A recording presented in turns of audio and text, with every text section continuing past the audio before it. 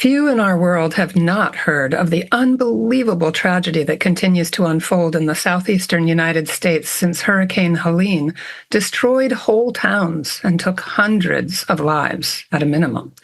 But God's grace has been hard at work through generous souls like our guest today. At our invitation, Clara Davison is here to share a way we can directly help the survivors through her family's wonderful Catholic business, which is based in one of the worst impacted states, North Carolina. We're talking with Clara Davison about hurricane relief and holy heroes. Welcome to Homeschooling Saints, the podcast that helps you create the homeschool you love for the people you love. Our host is Lisa Mladinich, a Catholic life coach, TV host, best-selling author, and an instructor at Homeschool Connections. Before we get started, remember to subscribe to this podcast so you never miss an episode. And if you're watching on YouTube, click the bell to join our channel. Hello and welcome. I'm Lisa Mladinich, your host, and today we're talking with Clara Davison about hurricane relief and holy heroes. Clara Davison is a homeschool graduate and the brand manager at holyheroes.com. Following her college graduation, she returned to her family's business to run the Holy Heroes online programs, write blogs, and create various resources for the store. Her favorite Holy Heroes resources are the Glory Stories audio dramas, especially Volume 9. She lives in North Carolina with her husband and daughter, and you can find Clara Davison at holyheroes.com, just the way it sounds. Clara, thank you so much, especially now, for making the time to be with us today. Oh, of course. I was really, it was really nice to get a text from you this weekend and ask if this was a possibility. So thank you for having me on such short notice. Yeah, it was funny because I put out a question to our homeschool network, which is vast here on Long Island. We have a lot of Catholic and Christian, and just said, hey, I'm sending some money here or there. What do you recommend? Who are the trustworthy sources? And somebody said, hey, Holy Heroes is doing on-the-ground relief efforts. They're taking donations. And I went to your website and I watched your video and I was like, oh my goodness, these are people we know and trust. You've been on the show several times. Your mom's been on the show. Holy Heroes is a great company. Your products are fantastic and very beloved among homeschoolers. And you've done so many free resources. Your family obviously has a great heart of service. So how is your family? Let's start there. How are you guys doing?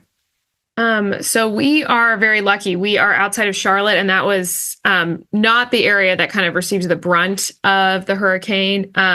We did lose power kind of for that first initial weekend. A parish here, their school had some flooding in the lower floor, but fortunately, because we weren't hit as badly, we were able to get kind of things back up and moving here. But our diocese is actually the half of North Carolina. That includes all of Western North Carolina. So I think we have 90 some parishes in our diocese and 44 have been impacted. I'm not sure how many of the Catholic schools, because this is a very large Catholic school system, but I know at least 3 of them are, I think, recoverable, but will need a lot of help. I think the only other thing is just, we in our diocese, obviously, we're now getting information about what parishes need, but there are just a lot of families, both inside our diocese who are Catholics, but then also just people who still don't have power, still don't have water. And I mean, now we're over a week after this hurricane. So it's not just kind of the initial couple days or weekend. This is now turning into a kind of long-term, very basic need situation, which I don't think a lot of us anticipate because most hurricanes come in on coasts and they're still, very dangerous, very tragic, but it is a very different geography when they're in the mountains and there's no infrastructure. There are landslides because it's not flat. So when a bunch of water comes in, I think they said the amount of water that fell in 24 hours was the equivalent of 4 to 6 months worth of rain that this area usually gets. And it doesn't usually get it this time of year. So I know there was kind of a lot of confusion initially, like, why did all these people stay? Well, they stayed because honestly, no one told them to evacuate. This just does not, this is unprecedented. And in fact, stories are now coming out of families from Florida who evacuated to the mountains of North Carolina. And they said like, oh, great, let's take this nice little fall vacation and get away from the hurricane. Let's get off the beach and off the coast. So, North Carolina, because we do have a coast that gets impacted by hurricanes. We do have the infrastructure, but it's not in the mountains. It's over on the coast. And for us, that's actually a different diocese. So as a diocese, we have never had to deal with hurricane relief like this. And I've lived in North Carolina about 20 years, and I've just never seen any natural disaster of this caliber. So I think a lot of people from other states were trying to understand what was going on. And I was hearing people say, I just Googled this and Asheville is not on the coast.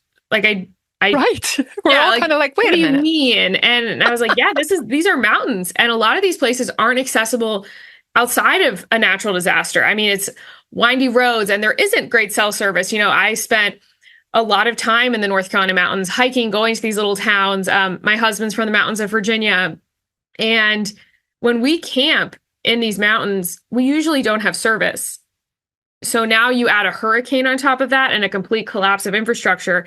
These people who are hard to reach on a clear day are now impossible to reach. And people, right away, there was family trying to go in and get grandparents and get like siblings and, nieces and nephews.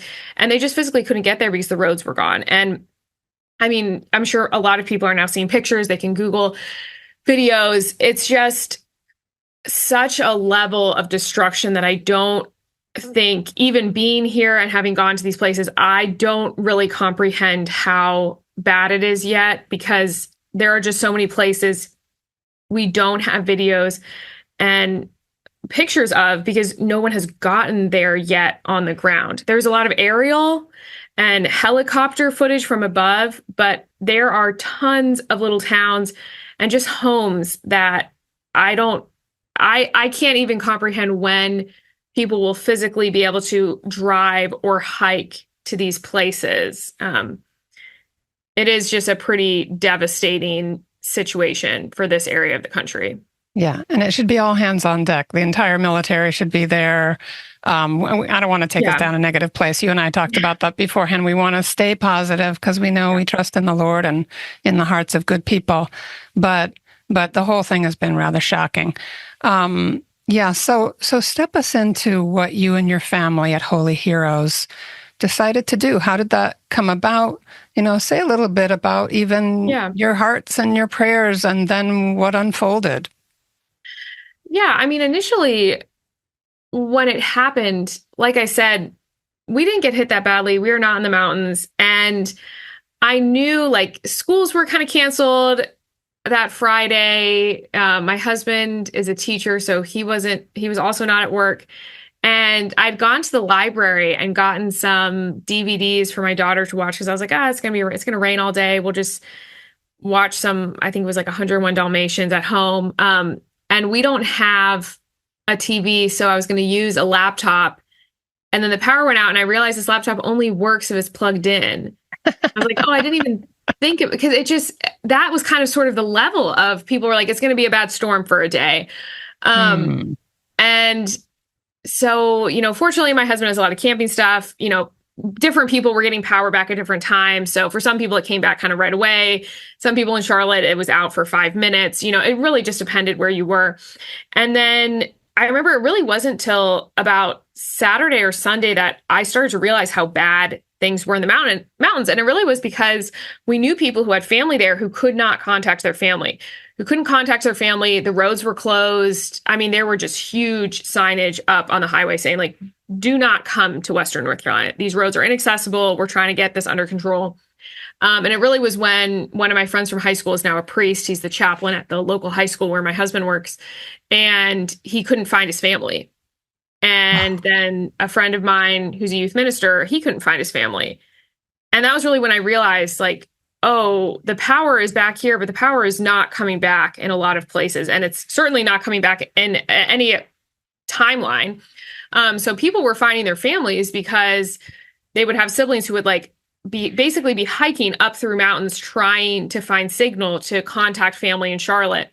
And it was really as people were able to kind of connect, doing crazy things to be able to get signal, that I think people in Charlotte started to realize how bad things were. Wow. And we have the local seminary is right by my house. So there's a lot of seminarians there of, different levels who have family all over the state. And so I was hearing from the seminary, people saying, I can't find my parents. My parents are inaccessible. They don't have resources. There's a lot of retirement communities in the mountains.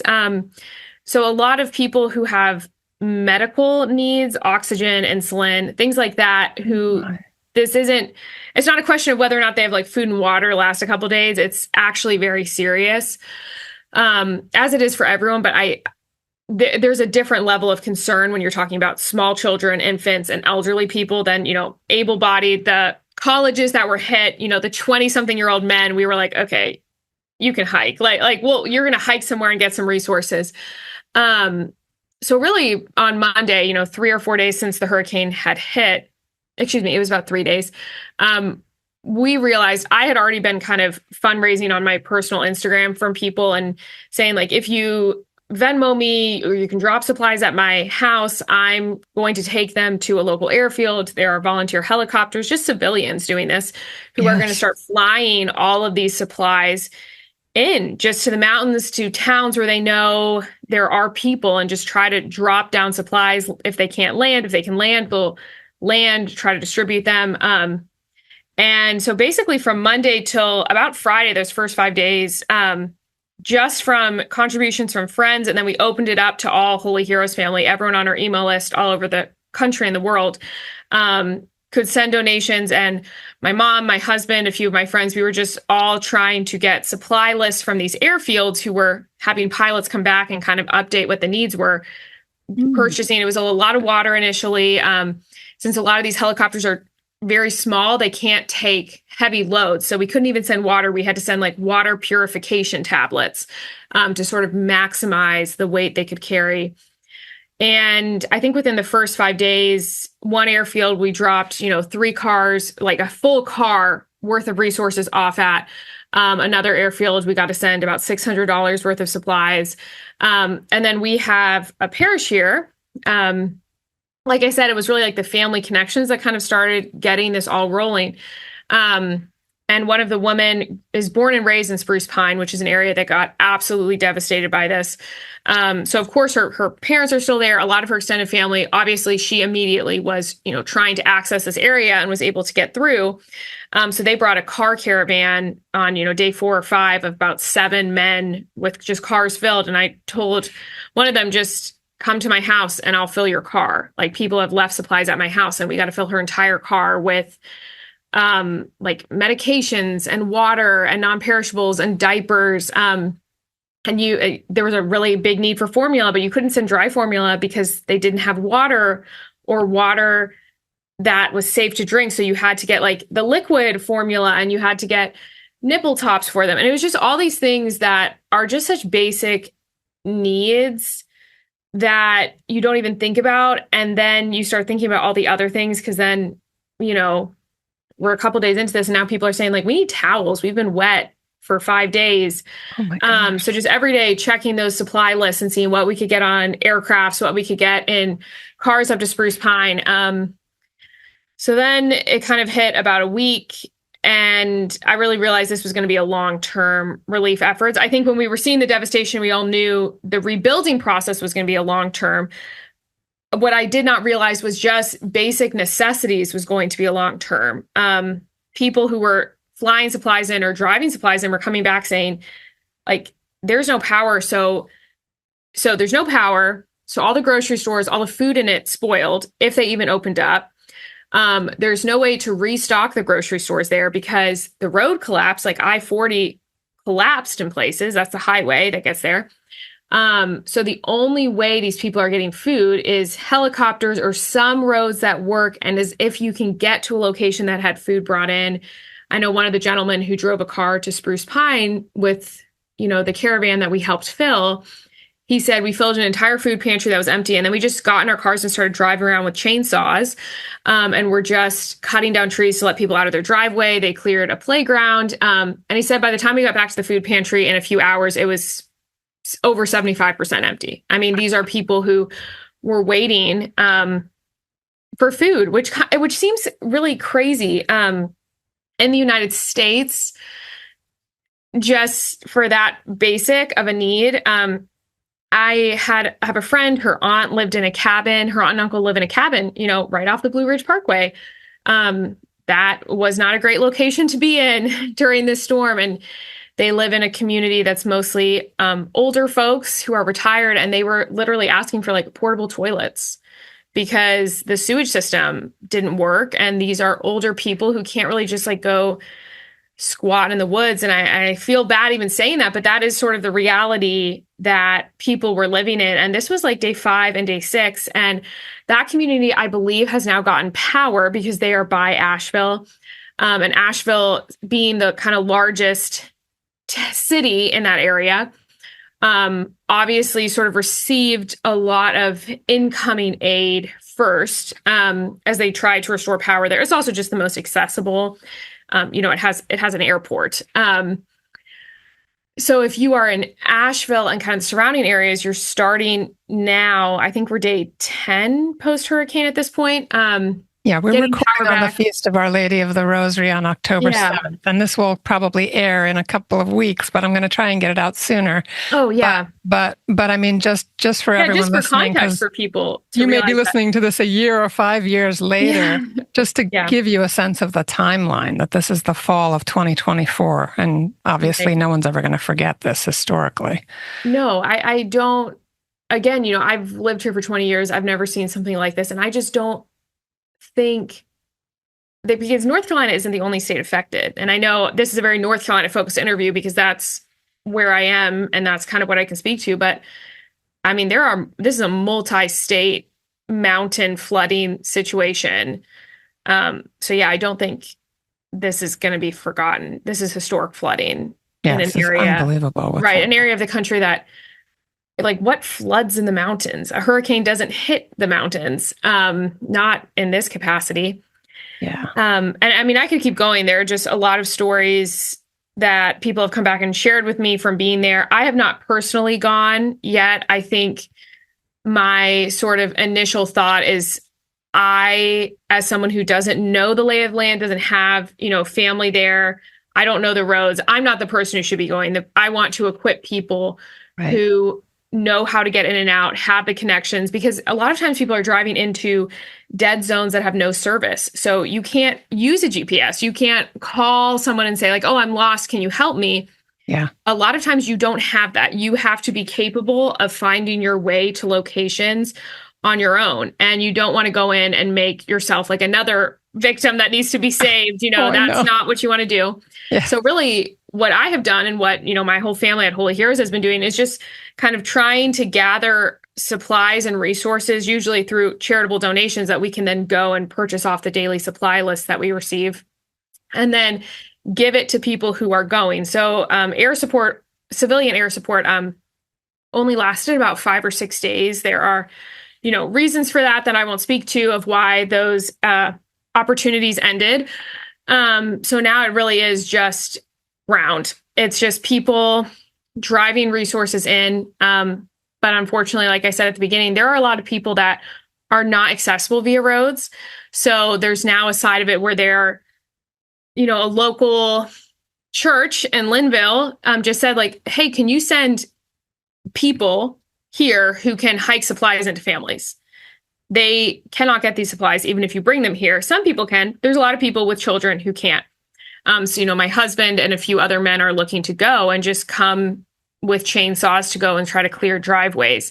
The other thing that happens if you don't have power, you can't get gas from a gas pump. That's kind of another piece of this puzzle. And you can't power a chainsaw unless you have gas. You can't, so there's just so many steps of you have to sort of walk through to how to help people when the things we just assume will work are not working. Just gas pumps, power, water, sewage, a grocery store. Mm-hmm. It is such a multi-step process for just very basic needs. And that's kind of outside of, you see entire towns that are destroyed, like the infrastructure needed to replace these roads. I'm not an engineer. I'm not an architect. I can't even begin to fathom the long-term needs of this community. Right. But what you're doing is a critical I can't help piece. with the short term. Yeah. Well, I mean, even you're letting people know, you're inviting, collaboration in the rescue of people that most of us are too far away. I'm in New York, and, other people listening maybe in other countries. So, I want to just have you give us some basic instructions for getting to where we can make a donation at Holy Heroes. And then we're going to take a quick sponsor break and we'll come back and talk some more. But just give us the basics and we'll repeat it again later in the broadcast. Yes. So if you go to holyheroes.com and you place any order, this is a great time if you want to get your Advent candles early. You can go to holyheroes.com, you can place an order for Advent candles, and on the last page of checkout, right under where you put your billing address, there's going to be a little option that says leave a tip. 100% of those tips are going to purchase supplies for hurricane victims. We're not taking those for ourselves. Those are going in a fund, and we are purchasing exactly what they need. So that is the best way you can help us in our effort to purchase supplies for all of these families. Yeah, and that does two things. It helps support your family while you're taking all your time when normally you would be working on your business to be helping these people. But for those who are maybe not Catholic, don't buy Catholic supplies, don't have children, or maybe outside the country, whatever it might be, is there a way to directly make a donation and make a note that it's for hurricane relief efforts? Yes, you can make just an in-kind charitable donation. We have a page set up for it, and I will make sure it's linked in these show notes. I'll send it to you. And if you ever can't find it, it's really easy. You can just email me. It's Clara, CLARA, at holyheroes.com. I have a lot of people who just email me and say, what can I do? And then I can just respond to them and send them a link, send them more information. So also just as happy to answer emails if people have questions. Okay, great. All right. We are going to take a short sponsor break to hear from our friends at Homeschool Connections, and we'll be right back with Clara Davison talking about hurricane relief and Holy Heroes Don't Go Away. Hi, I'm Walter Crawford. And I'm Maureen Whitman. We are the co-founders of homeschoolconnections.com and proud sponsors of the Homeschooling Saints podcast, which is here to help you homeschool more joyfully, more easily, and more effectively. We want to thank you for listening. And we invite you to check out our courses at homeschoolconnections.com. And now, back to our program. All right, we're back with Clara Davison talking about hurricane relief and Holy Heroes, which is a great Catholic company. If you've never been there, check out their website, holyheroes.com. And this is a wonderful family. It's a homeschooling family, and or was anyway, Clara, when you were a little girl before college. But I just want to just hear a little bit of what you're noticing and hearing personally as far as feedback, stories that are coming back in this work that you're doing as you engage as a family with relief efforts. What's coming back? I think it was maybe within a day or two of us sending the first email, kind of trying to share with people what was going on in North Carolina and asking for their help. We actually had someone reach out who is in the Lake Lure area, I believe. Lake Lure is also an area that was really devastated by the hurricane, but then there was a dam there that overflowed. So it was kind of like a back-to-back situation where they not only got hit with the hurricane, but then just the infrastructure that, again, is not used to holding this water overflowed and then did an additional flooding to a lot of the area.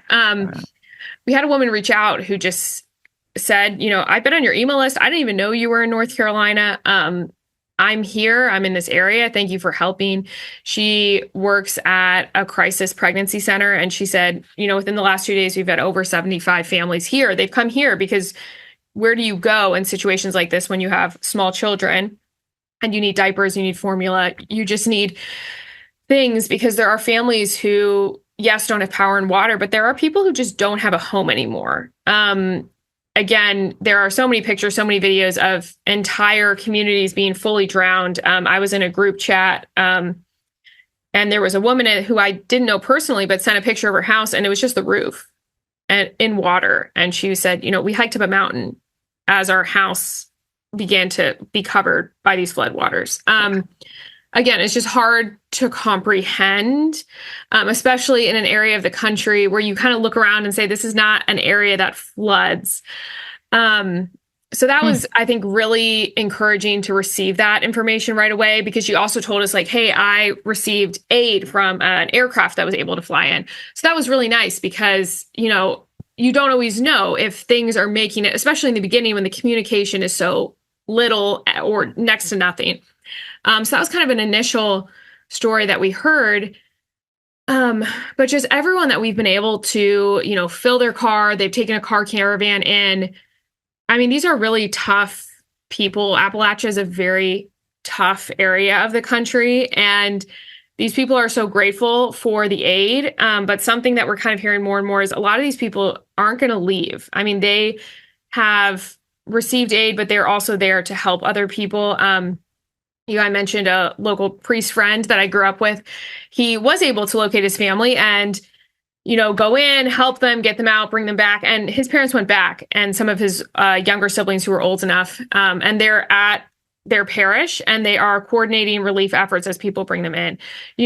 People aren't going to leave their communities in this. They are going to help. So while there's a lot of people coming in and bringing help, I do just want to say there are a lot of people there who have not left and are helping. Like, we would not be able to efficiently get these supplies to people without those people being there, because they know the people, they know, they have the list of people for the parish who are in faith formation, and they can go down the list and call, because they are people who have children. They know the people that have to have communion delivered. So they know the people who are, more medically fragile and can't leave their houses. Like, I don't have that information.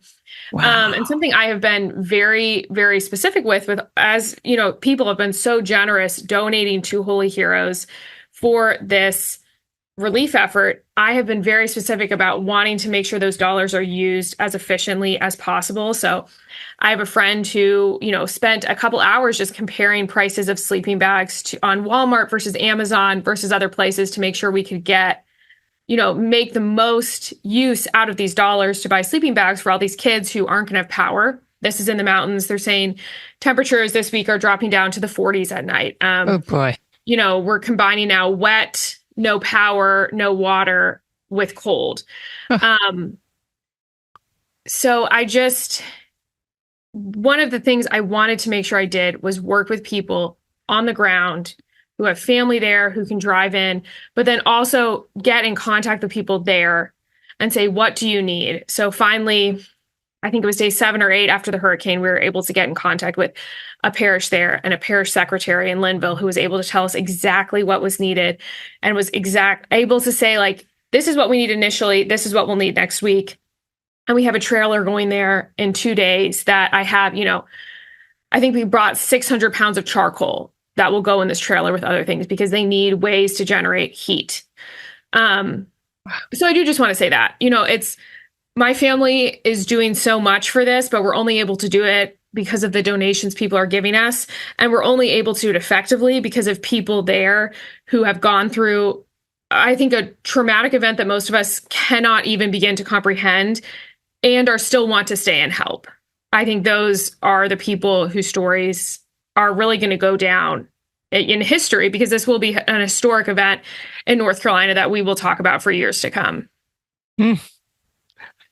I can hardly speak, Clara. This is so touching. Because we're talking about a family, your family, who could be comfortably separated.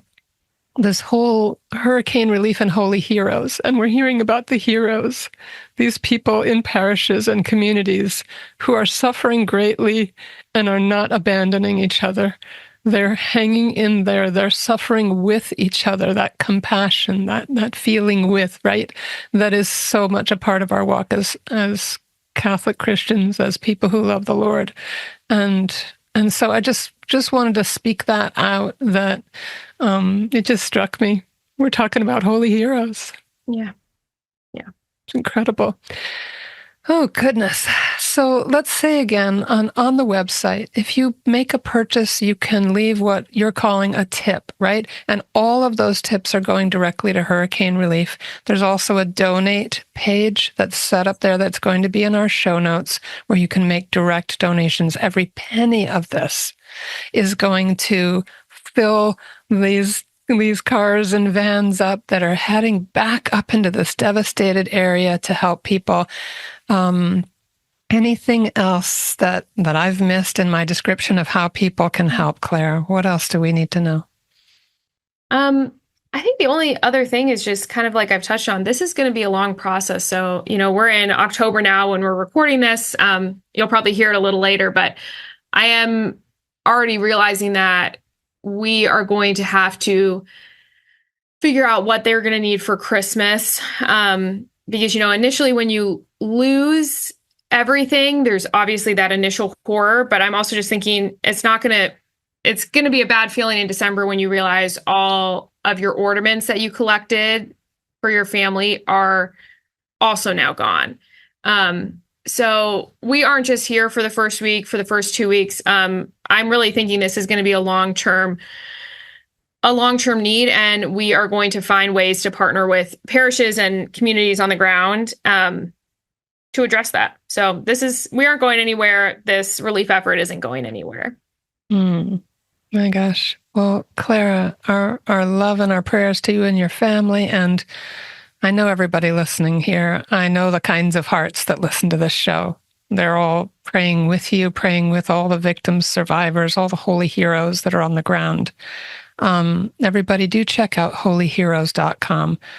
They're the best kind of people, creating the best kinds of products, and just really walking the walk of faith and doing what they can to support the heroes up in the dangerous areas where there's been mudslides and broken dams and devastated towns and all of that. It's gotten very, very real. And so be assured of our prayers, Clara, and thank you so much for taking the time. I know you're up to your eyeballs and things that you've got to get done, and you're raising your daughter and running a business. So thank you for being with us. Anything else you'd like to say as we're just signing off? No, I think that was just about everything. Just pray for us, pray for all the families there, and pray for everyone who lost their lives, because it is easy to forget the people who have passed when we're trying to help the people still there. But, we know as Catholics, we pray for those who died. Yes. Yeah. And it occurred to me too, as we pray for the holy souls in purgatory, that they are then enabled, according to the catechism, to then pray for us. There's an exchange of spiritual goods. So do call on the holy souls who perished in this disaster, to pray for us, to pray for the relief efforts, to pray for our world. These are now holy souls, other holy heroes who are in heaven. And so we're all one family. And I think for me, that's what really comes home in such a moving way. Yes. All right. Clara Davison at holyheroes.com. We thank you. And thank you, everyone, for listening and for your prayers, for your love, for your donations, wherever you decide to send them. But holyheroes.com is on the ground with the specific needs of the people in that community if you'd like to help in Western North Carolina. God bless you all. We are praying for you. Please pray for us too. And we'll talk to you again soon. Bye now. And that's our show for today. Our program is sponsored by homeschoolconnections.com. Be sure to subscribe to Homeschooling Saints and leave us an honest review. God bless you, and thank you for joining us.